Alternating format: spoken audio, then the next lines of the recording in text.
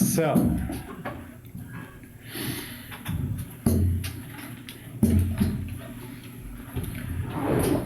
the really difficult. Well, now let's look at it this way. We had last time Bronzen Dope here, Brangitsini Vitruva. We don't need to write that anymore, right? Bronzen Dope here, Brangitsini Vitruva. Now, that's a Gunda, right? Is it a Yurki Gunda or a Megyu Gunda? Megyu. So Gundala Yena. Gundala Yena. Yugi Gunda Tam. Yugi Gunda Tam. Megyu Gunda Ni. Megyu Gunda Ni. So this is Megyu Gunda. Now what about Ranzin Dope Shen Shi Yimba?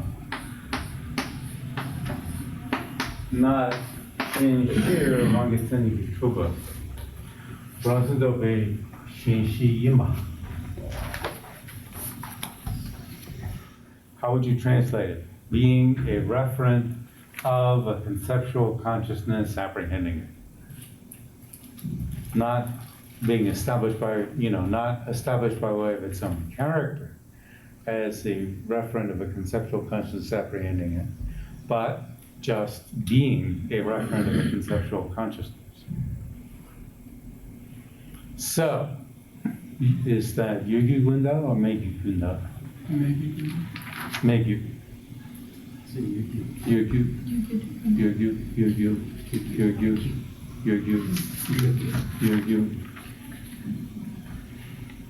I don't know. I'm not exactly sure what it means, but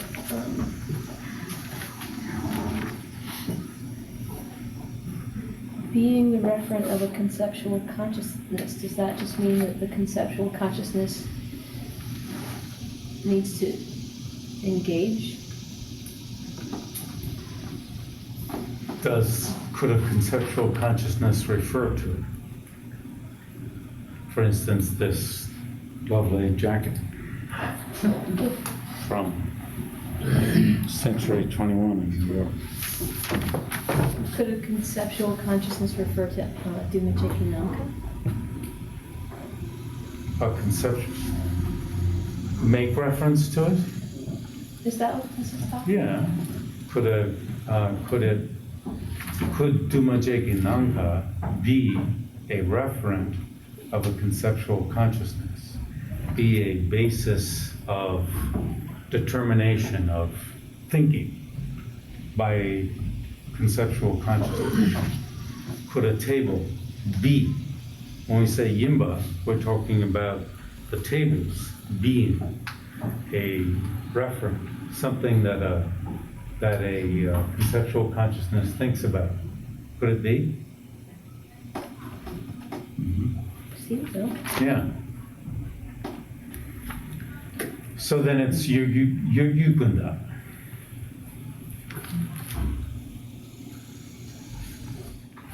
So once the table's a referent of a conceptual consciousness apprehending it, right? What about the status of its being the referent of a conceptual consciousness, thinking about it? And you can think in different ways, right? By way of taji, chunji, things that are in the middle that are called taji. Yes. What is its status? Does the fact that this is something we can think about subsist in the object by way of its being a referent of a conceptual or thought consciousness, subsists by way of its own character in the object? No.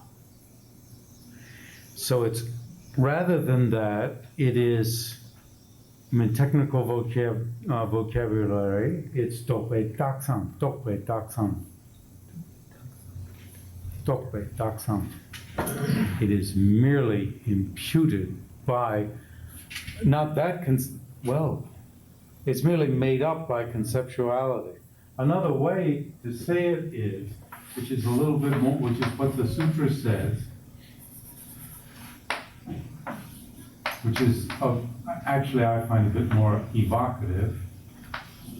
Mingde ongi shakpa. Ming, posited by names, and da, terminology. Now this is a way of saying Ming is like language. It's something made up by language in English. I think we tend to talk about its being the referent of our thoughts and terms is just something due to language.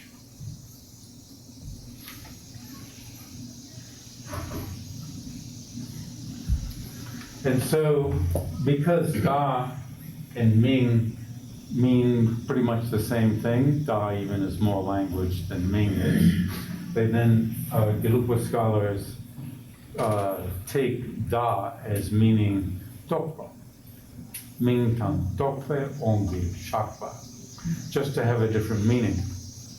In one version of the Sanghya Sutra, it says Mingi Da. However, not a, and so you can't break it up as Ming Tang Da. So that's just how the translators read the compound, as a genitive or as a dvandva, two elements with an and conjunction in the middle. Okay, now this helps, doesn't it? Now, in one way, we easily think that it's just made up by usage of language, that this is called table. It could easily be called something else. But that fact doesn't encompass what the proponents of mind only are talking about. They're talking about something more profound. It's being the referent of any language. It's being the referent of any thought. Is not established in the object by way of its own character. So it's claimed that systems below mind only, like the Sutra school and the Great Exposition school, it's claimed that those people can't make a difference between the object and its being the referent of a conceptual consciousness. It's claimed. There are problems in there, but that's the claim. And because once you can just go at it negatively, and it often is, because mind only has to have something deeper than the Sutra school, okay? And again, this is subtle. It would have to be subtle then. They're probably not going to pop up and say, they probably feel, well, if you took a positive view on what Gelugpa scholars are saying, then, we feel, well, if it's not in some way established by way of its own character, its own nature as referent of words, then our words wouldn't refer to anything, right? You can't just say it's entirely a linguistic conceptual makeup thing. And you see that then indicates established by way of its own character as. And that has to be the way we see things. We see things in this dumb way. Now we can readily, at one point, readily agree that things aren't, we can falsely or deceive ourselves into thinking that oh, well, yes, I quite agree with that, and I understand that. Things wouldn't be established by way of their own nature as the reference of terms and as the reference of thoughts. But probably what you're thinking of is reference of particular thoughts, particular terms. But when you're, or it's an intellectualism, I mean, if mind only has any guts to it at all, this has to be something that's difficult to realize. This has to be something that, where objects themselves appear this way.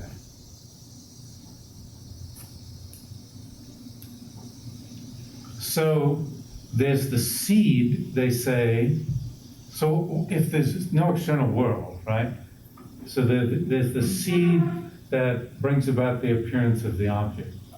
There's the seed that brings about the appearance of its being, the referent of thoughts and terms. And then there's another seed that brings about the appearance of its being established by way of its own character as the referent of thoughts and terms. This is not so crazy to posit a whole lot of, not so crazy, it's not crazy at all, to posit that a whole lot of things would feed into, right? One perception. Now, some people also posit that there's a separate seed, a fourth seed, for the appearance of the object as a different entity from the subject. They're not going to exactly equate the appearance of the object as established by way of its own character as the referent of conceptual consciousness, or the object expressed by a term, table, this table. They're not going to consider that seed, that to be exactly the same as the appearance of the object as a different entity from the consciousness apprehending it. Some scholars say. Why? Because Asanga says realizing the first type of emptiness is the door of entry to cognition only. Well, if it's the door of entry, then there's some serial realization. First you realize one, and then you realize the other. Jamyang Sheba posits this. It's very difficult to explain it, however, because both of those emptinesses are subtle, he has to say, and both of them are equally subtle. Now, when you say things are subtle or coarse, make a difference, that's on the basis of whether it's difficult or easy to realize. Dokkawa. Dokkawa and Doklao. Now, what Jayasheba has to say is that they're equal in terms of, you have to translate this in English, equal in terms, well, I don't know, of their difficulty or ease of realization, or they're equal in terms of their difficulty of realization, or equal in terms of their ease of realization. You could use any of those translations in English, I think, and it would convey the same thing. But then he doesn't explain then what makes one more subtle than the other. I'm sorry, I just said just what he said it isn't. He doesn't explain what makes them serial. Okay? Jayasheba says that both of these two types of emptiness, so you say, Rangzin Dope Shinshir, Rangitseniki Trube Dongba. That emptiness and Tade Du Trube Dongba. These are the two subtle emptinesses. Sungzin Mo Tade Du Trube Dongba. Okay, this is another thing to add to the vocabulary. And very soon we'll have a vocabulary check on all these, just so you'll have them all down. This can serve as bedrock for the rest of the course, which is why I'm introducing all this. These two types of emptiness, Jayasheba holds to have no difference in terms of Dokala. No difference. Dokala ki keva me. Keva means difference. Dokala, well, actually, if you write it out, Dokale, Shevar met. Tokale Shevar met. So Giant Sheva and everybody in Kilupa agrees, I don't know what other people feel about it, that these are Tokale Shevar met. But Giant Sheva's tradition holds that they're realized serially. Another possibility would be that when you realize one of them, when one of them is Mursutopa, when one is explicitly realized, the other one is Shuklatopa, implicitly realized. When one is explicit, and then thereby their realization is simultaneous. When you realize explicitly,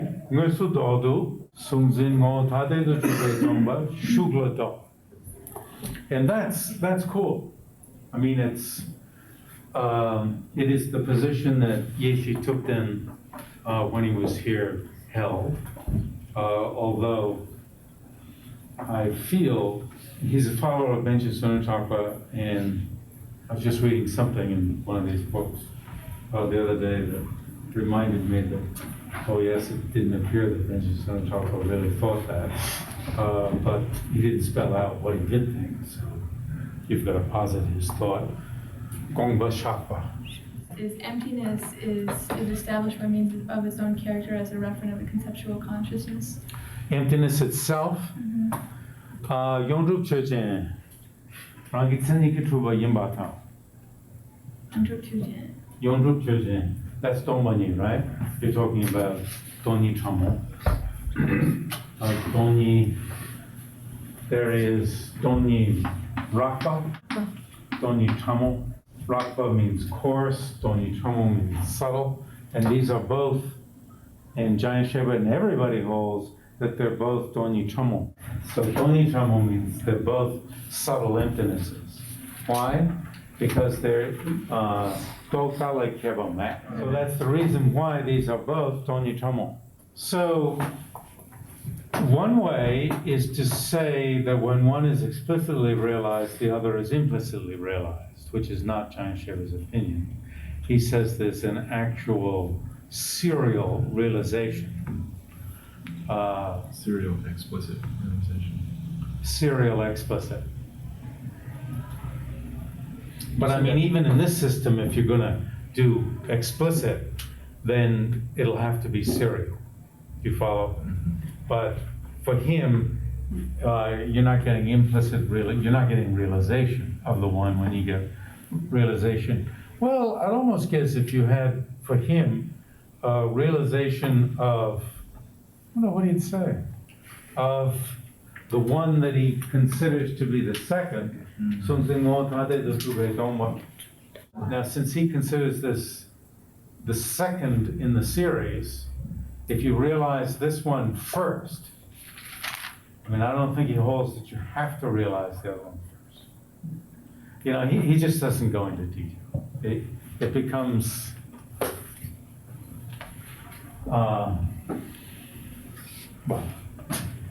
Seems like, you know, when you press, at some point, it's just, there's nothing more there.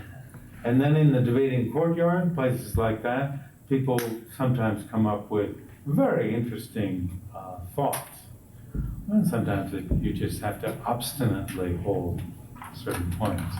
But you get to a point of weakness, you see? You see a weakness. I think that's one of the advantages of pursuing detail, is that you see the weaknesses of systems and you begin to understand how it could be done differently. I call it liberation through detail. Now, what this all spun off of was, it must be that unless Chittamatra is, unless mind only Chittamatra, Simzamba, Simzam, unless it's really foolish, a foolish system, these must be things these misappearances must be embedded in our very consciousness. And we are not recognizing. And we're taking these appearances, in fact, to be true, even just instinctively, so to speak, without thought. It's just the way things are. For instance, that this is a different entity from your eye consciousness, its appearance is a different entity from your eye consciousness, you can more readily understand it's just something you're stuck in. That you constantly believe it, you may occasionally question it. I can remember as a kid one day questioning whether the garage wall that was about 50 feet away from where I was standing, if it was, I didn't have the word entity, but, it's sort of like a holistic vision at the point. And I used to have a little place above the stairs going to the attic where I meditated, so I would sit and stare at the wood, and it would start appearing as different entity, and then I'd see it as same entity. And anyway, I can also remember visualizing the snow that was falling and and thinking, I hate snow. You see? Great separation. Sort of starting out without separation and then making it, there being some separation, but they're making it very distinct. I hate snow.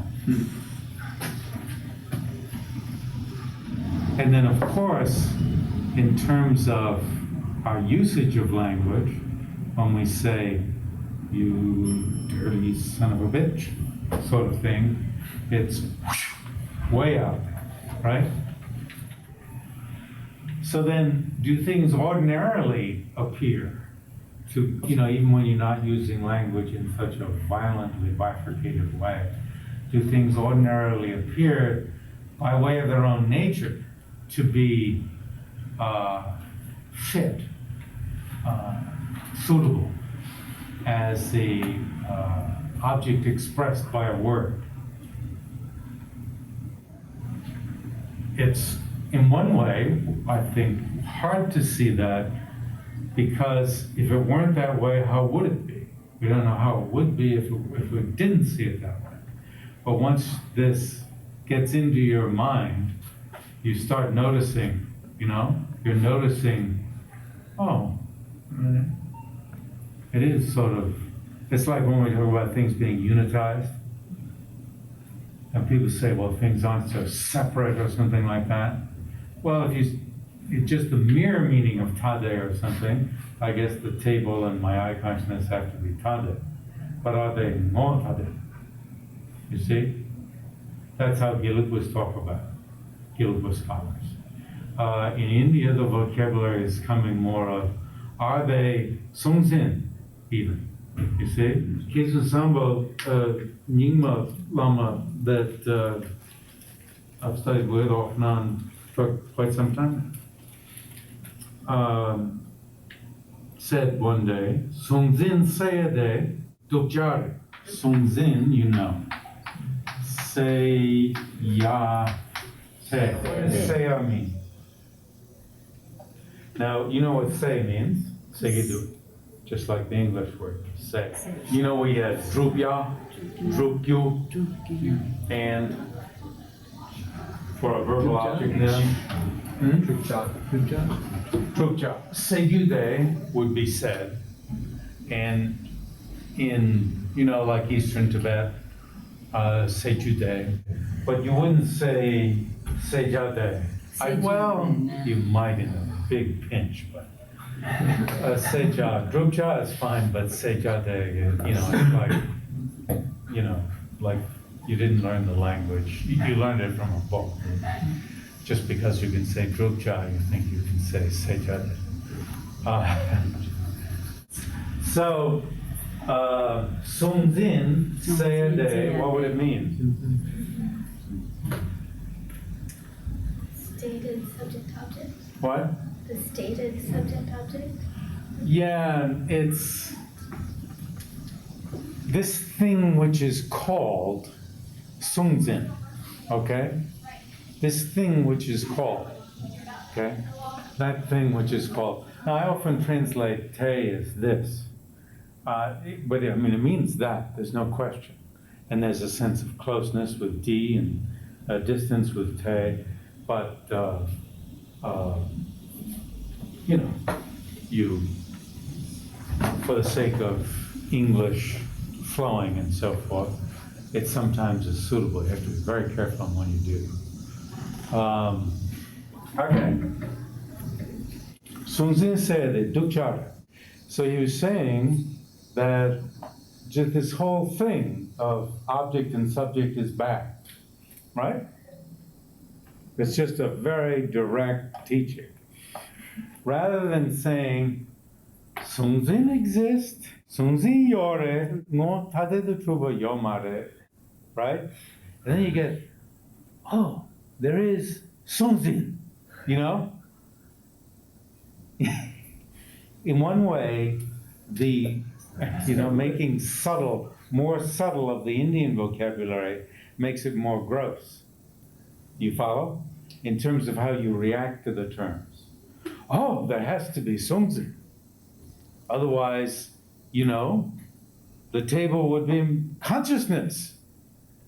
And Semtam would then mean that everything is just mind. And then, because minds know things, tables would know things.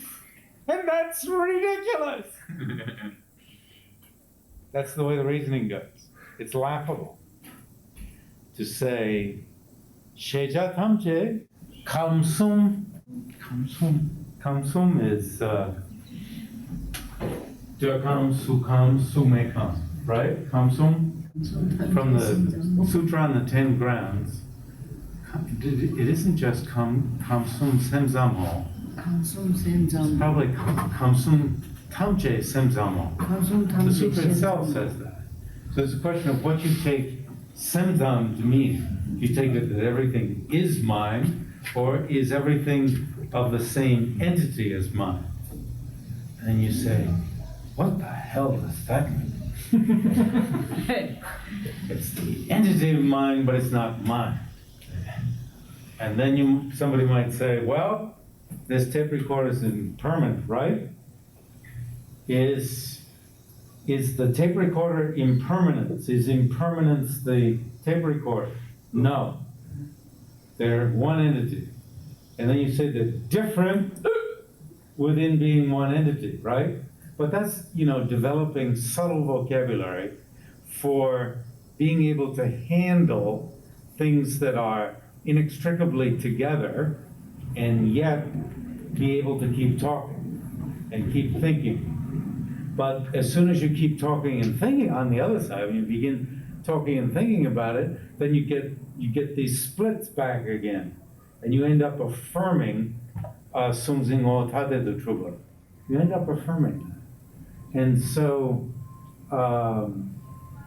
it's, well, when I was living in New Jersey for 5 years in Mongolian community, Yeshu Wangel at one point, or a couple of points, or a few points, said that it was a Mongolian saying that a little dharma is very dangerous.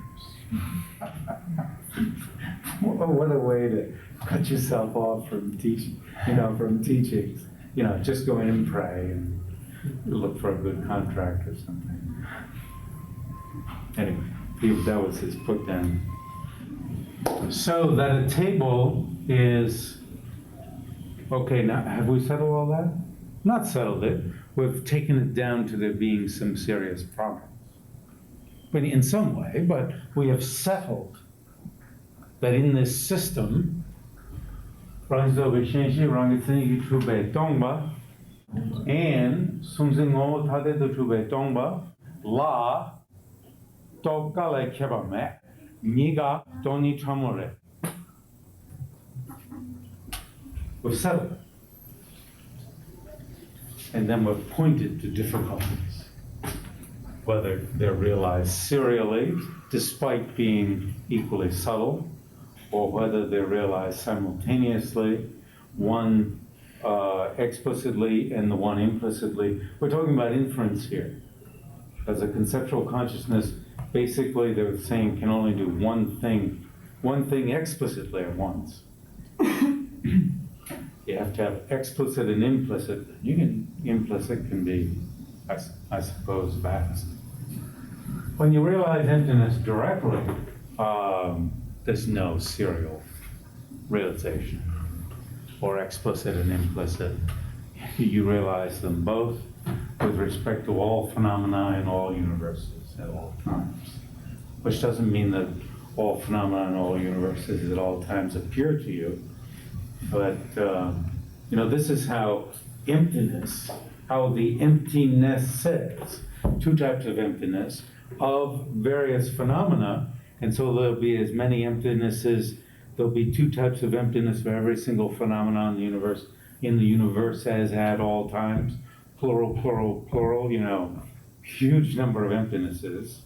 That's how these emptinesses get to be called just often emptiness. Because when you directly realize it, all of it now, what Gelugpa scholars have to say, once you've broken emptiness up into this emptiness, that emptiness, this emptiness, that, of this thing, this thing, this thing, this thing, this thing, this thing, this thing, this thing.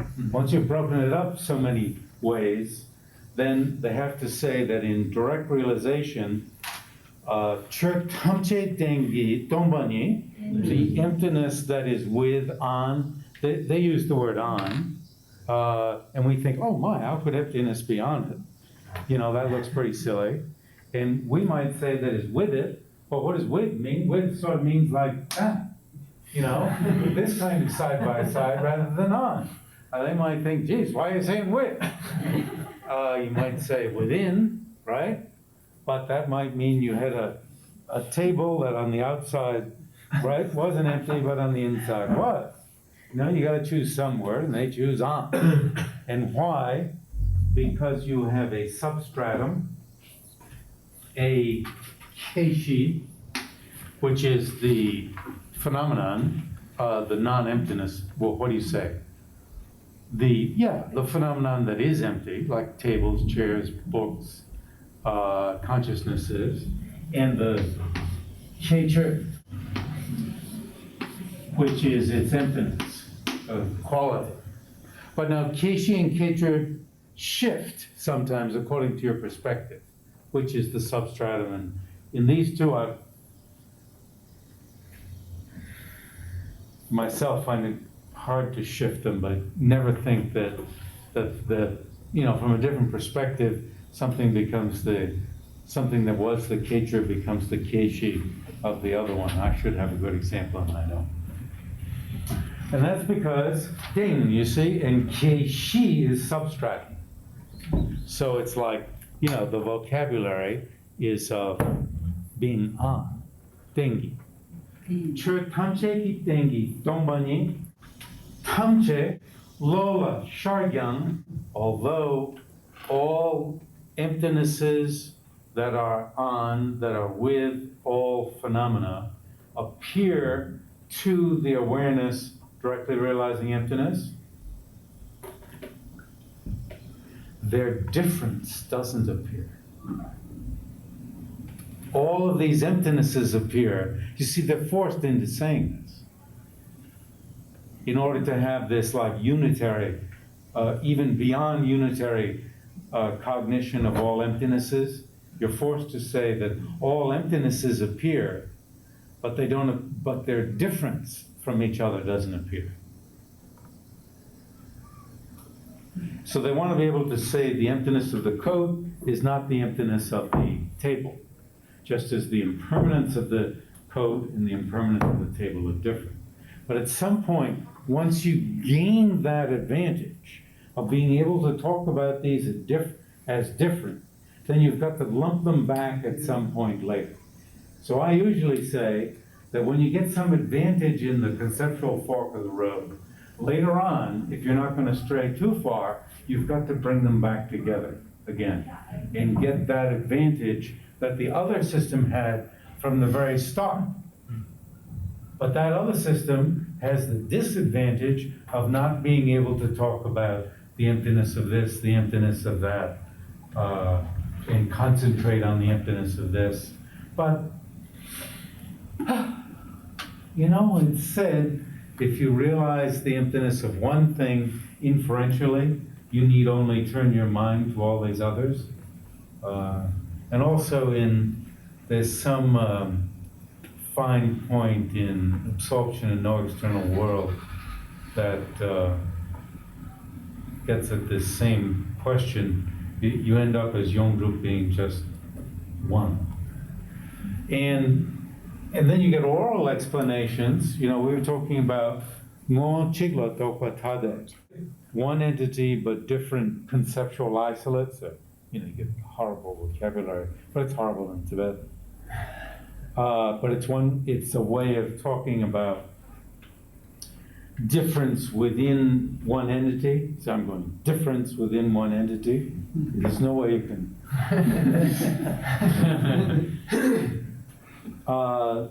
You know, somebody at some point, when you're sitting at their feet, will lean down to you and say, you know, when they're talking about the mind directly realizing emptiness and emptiness, the mind directly realizing Yondrup and Yondrup,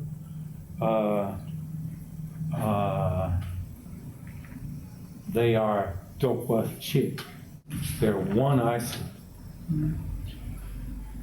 Now that's just to give you a flavor of the realization. And so that Dokwa Chik means like Pumba and Pumba are, right? Right? They're Ngo Chik, Dokwa Chik. So in that even Pod and Pumba aren't Dokwa Chik. So to here you're taking this technical vocabulary of separation and using it to show how fused, even fused, you can't even say fused, the wisdom realizing emptiness and emptiness are. So that's not something anybody would ever write down because it's, you know, it's so contrary to the system. But it's to convey the flavor of the experience within the technical vocabulary. Within the non-technical vocabulary, you render it as water poured in water. You'd use a metaphor. Switch to a metaphor. Now, if we switch to another system, like Nyingma, I don't think you necessarily have to be talking about Dzogchen. But anyway, it comes up in Dzogchen. Rikton Sungjuk.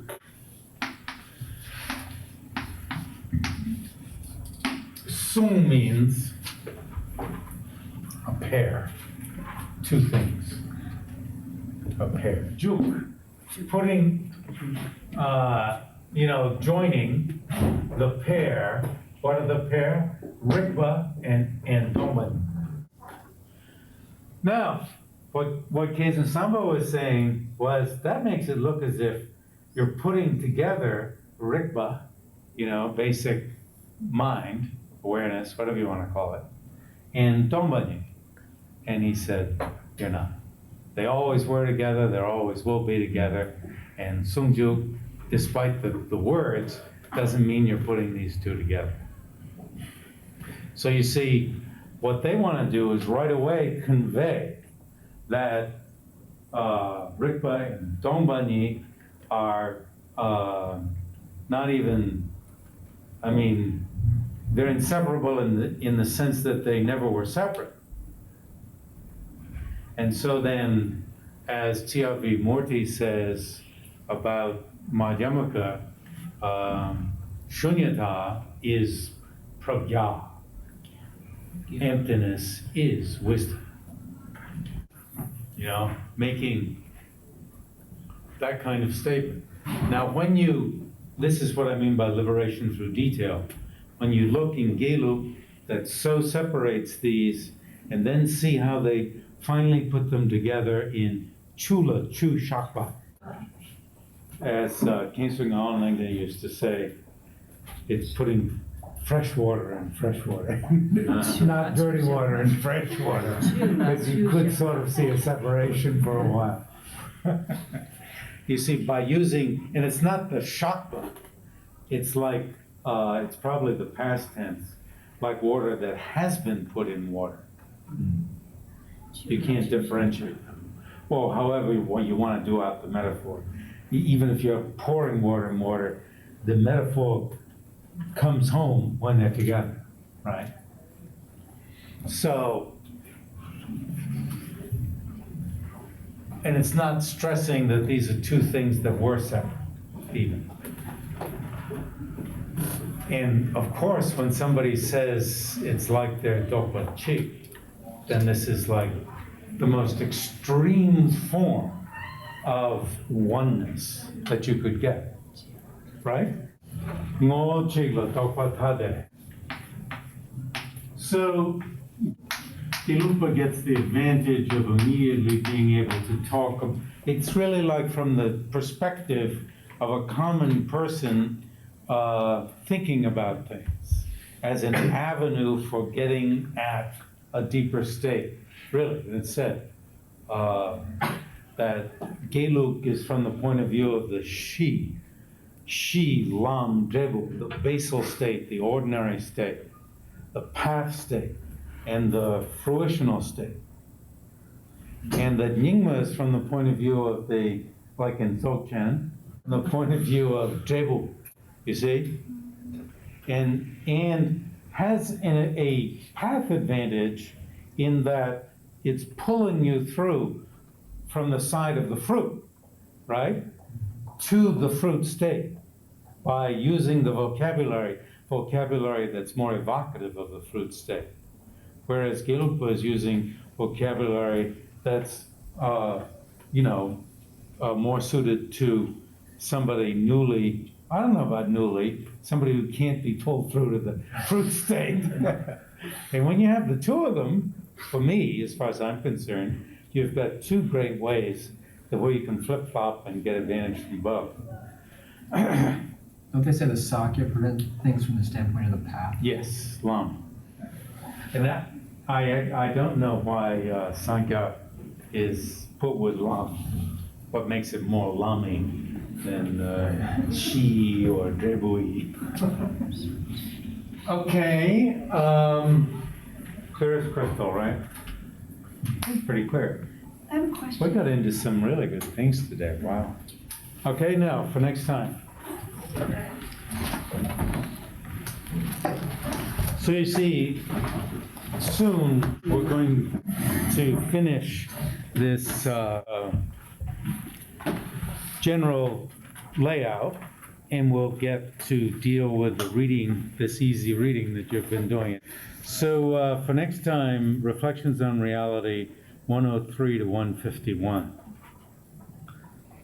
And if you want to know where we're going to go next, what we'll do is turn to Mind-Only Buddhism in Tibet and begin reading it from the beginning. And, we'll do a suitable number of pages. Because what's in that book is a little introduction, some of which you've already read. And then it goes and gives a synopsis, but not just brief, of Tsongkhapa's text, which is, I hope, quite readable. Before we go back to Reflections on Reality.